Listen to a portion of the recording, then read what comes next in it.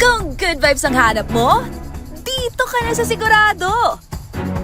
Mula sa mga istoryang nagbibigay ng inspirasyon hanggang sa mga kwentong may dalang solusyon. Mga balitang pampagaan ang pakiramdam at pampaganda ng araw. Hindi lang basta good news, kundi the better news. Mula Lunes hanggang Biyernes, 1:00 ng tanghali sa DZRH TV. Magandang araw Pilipinas! Nasa ang sulok ka man ng bansa, kasama ka sa aming misyon. Ang ibahagi, ang good news. Sa programang hindi lang basta balita ang hatid, kundi mga kwentong puno ng pag-asa, inspirasyon at mahalagang kaalaman. Live tayo sa DZRH TV Facebook, YouTube at DZRH News website. Ako po si Rovic Manuel at ito ang The Better News. Una sa Pilipinas, una sa Pilipino. Sa ating The Better News ngayong araw, Holy Rosary Parish sa Angeles, Pampanga, idineklara bilang minor basilica. Philippine Hawk Eagle, nasagip sa sakahan sa Aurora. Probinsya ng Isabela, pinagkalooban ng 3 solar power pumps ng DAR. Facial recognition technology, gagamitin ng Manila Police District sa panguhuli ng mga kawatan. Coach Yeng Giao, tatanggap ng President's Award sa PSA 2025 Awards Night. At TJ Monterde at Easy Tandingan, ginawa naman ang pagkilala matapos ang 4 na sold-out shows sa The Big Dome.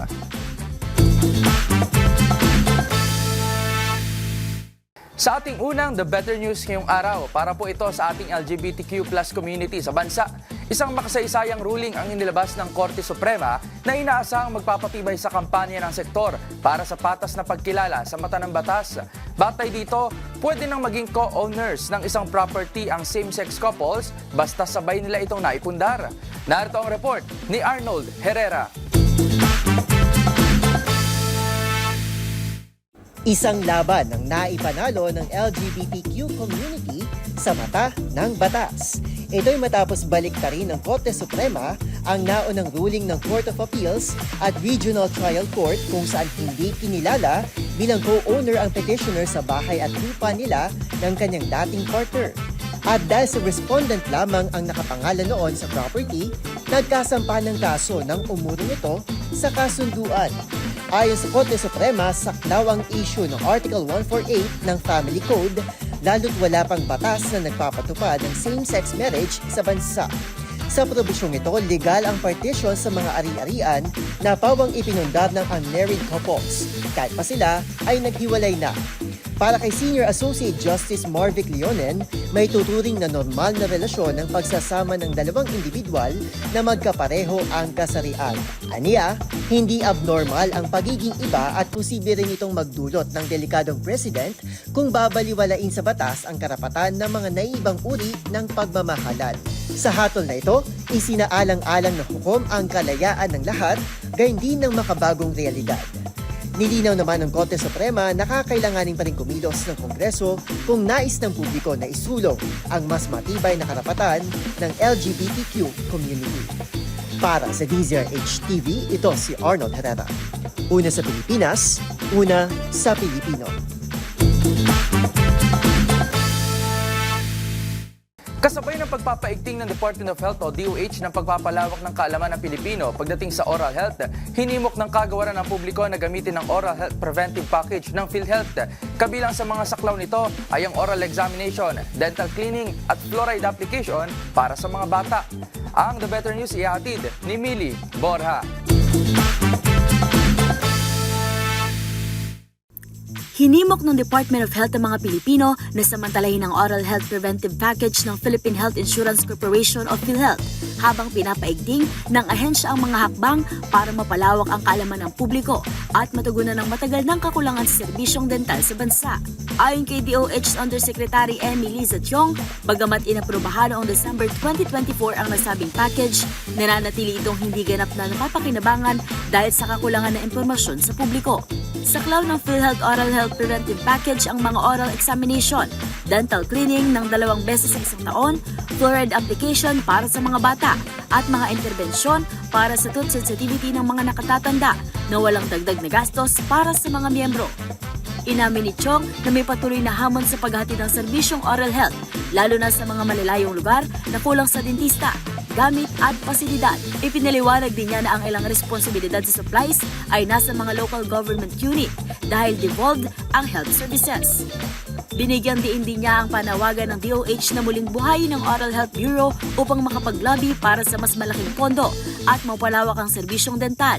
Sa kasalukuyan, nasa humigit kumulang 800 billion pesos lamang o 0.14% ng kabuuang budget ang inilaan para sa oral health. Habang ipinagdiriwang ang National Oral Health Month, muling nanawagan ng DOH sa mga Pilipino na bigyang prioridad ang preventive dental healthcare at gawin ang buong pakinabang ng mga benepisyo ng PhilHealth.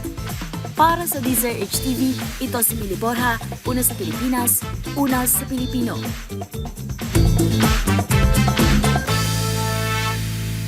Samantala, opisyal lang itinaas ni Pope Leo XIV bilang minor basilika ang Holy Rosary Parish sa Angeles, Pampanga. Kung ano ang naging batayan para ideklarang minor basilika ang naturang simbahan, sa report ni Dustin Bayog. Formal nang itinaas na Santo Papa bilang minor basilika ang Holy Rosary Parish sa Angeles City, Pampanga. Ito ay sa bisa nilabas sa decree noong January 21 ngayong taon ng Dicastery for Divine Worship and the Discipline of the Sacraments. Habang natanggap ito ng Apostolic Nomenclature sa Maynila ni Father Manuel Santa Maria, kabilang ilang miyembro ng simbahan. Ayon sa parish priest, kinikilala nito ang malalim na debosyon sa Inang Maria, hindi lang sa simbahan, kundi pati sa komunidad ng mga Kapampangan. Ang minor basilika ay ginagawad sa mga simbahan na kumikilala sa kasaysayan nito, mayaman at sa sentro ng pananampalataya. Samantalang Holy Rosary Parish, ang kauna-unahang simbahan sa Pampanga na nakatanggap ng naturang status na siya'y ika-30 naman sa buong bansa. Para sa DZRH TV, ito si Dustin Bayog, una sa Pilipinas, una sa Pilipino.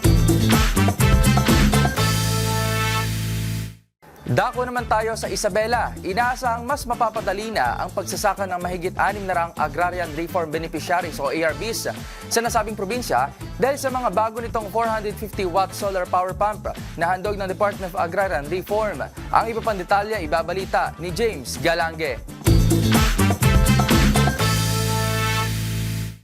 Nakatanggap ang tatlong Agrarian Reform Beneficiary Organizations o ARBOs sa probinsya ng Isabela ng tig-iisang 450-watt solar power pumps mula sa Department of Agrarian Reform. Ito'y may kabuuang halaga ng halos 1.2 million pesos na makatutulong sa 660 ARBs na mapadali ang kanilang pagsasaka kahit sa panahon ng tagtuyot. Kaya di na mapababa ang gasto sa irigasyon at mapataas sa produksyon ng ani. Ayon sa kagawaran, bahagi ito ng komitment ng pamahalaan sa climate resilient farming at sa pagpapabuti ng kita at kalidad ng buhay ng mga benepisyaryo ng reformang agraryo. Para naman kay Multipurpose Cooperative Jerry B. Reginaldo, sa tulong ng mga binibigay na suporta ng pamahalaan, mas lalo nilang mapapataas ang kalidad ng kanilang buhay. Para sa DZRH TV, ito si James Galange, una sa Pilipinas, una sa Pilipino.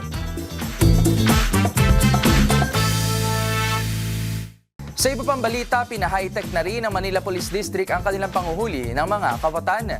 Bilang bahagi ng mas pinaigting na operasyon, ang mga kapulisan gagamit na ng facial recognition technology. Ang iba pang detalye panoorin sa report na ito.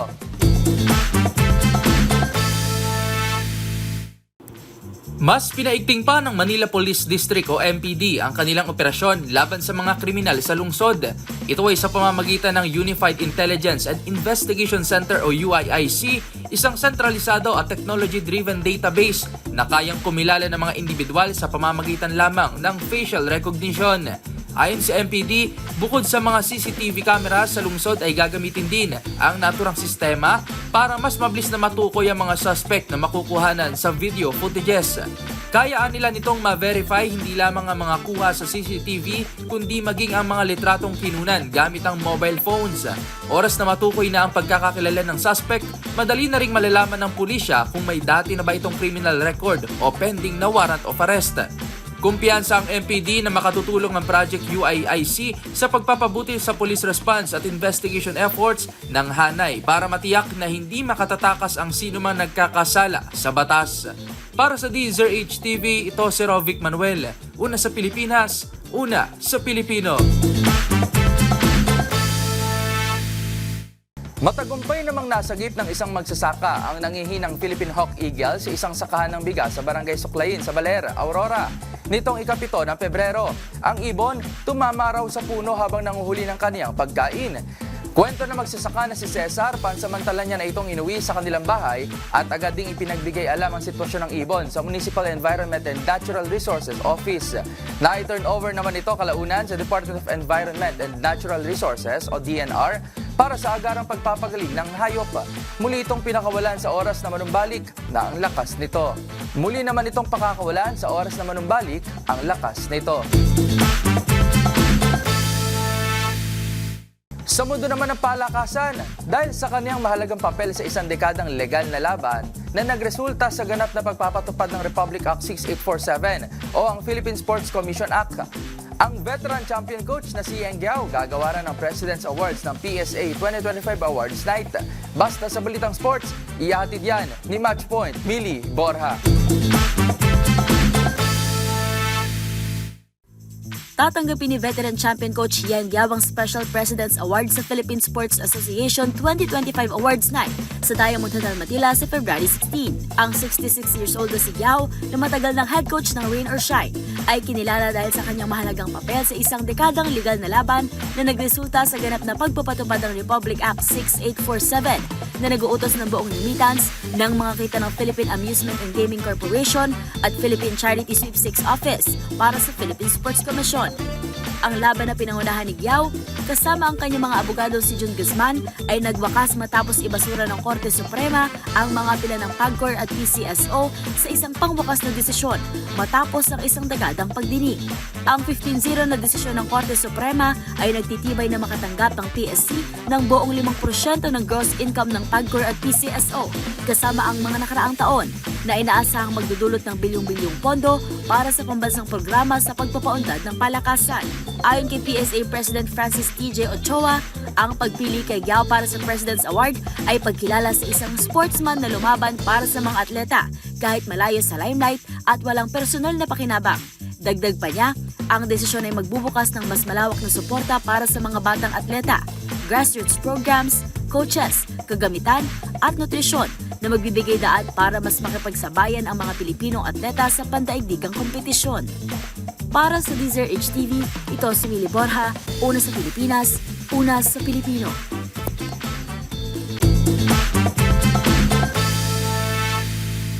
Sa mundo naman ng showbiz, muling pinatunayan ni TJ Monterde at KZ Tandingan ang pagiging OPM power couple. Ang mag-asawang singer-songwriter, ginawaran ng pagkilala matapos ang kanilang matagumpay na in-between shows sa The Big Dome. Ang titulong nasungkitin na KZ at TJ sa report ni Showbiz Angel.